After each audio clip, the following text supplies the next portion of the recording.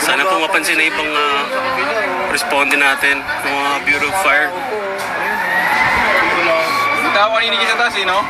Sa likod po ng church, Cathedral Church. Wala na. Lakas pa rin. Dapat tumalis siya no, yung... Matrap siya dyan, no? Lakas pa rin, no?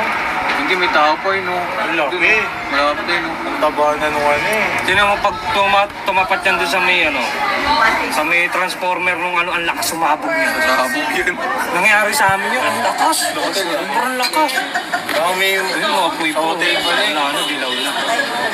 Sana pag dilaw na, wala na masyadong naisunog yan.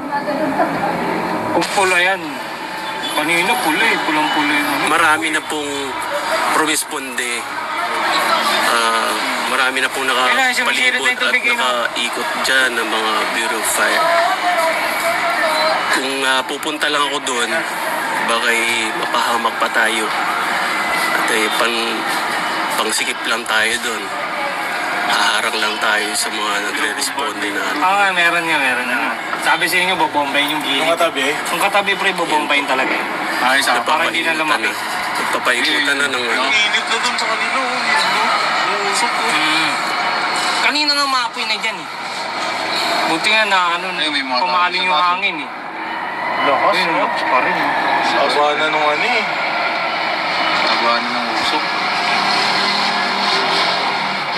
Binubomba nila yung sabi na, no? Para hindi kumalit. Itong blue, bobombayin na talaga Ano yan. nila, inuunahan na nila, no? Yung gamit nila dyan, sira na yan. Sigurado yan. Pasana lahat yan. Eh kesa madamay Yung pa. susunog, no? Dito ka, tigaw na. Di ba na? Ayun, Teo. Ay, parang na ano, Ayun nga, gumagapang pa. Intramuros, Manila.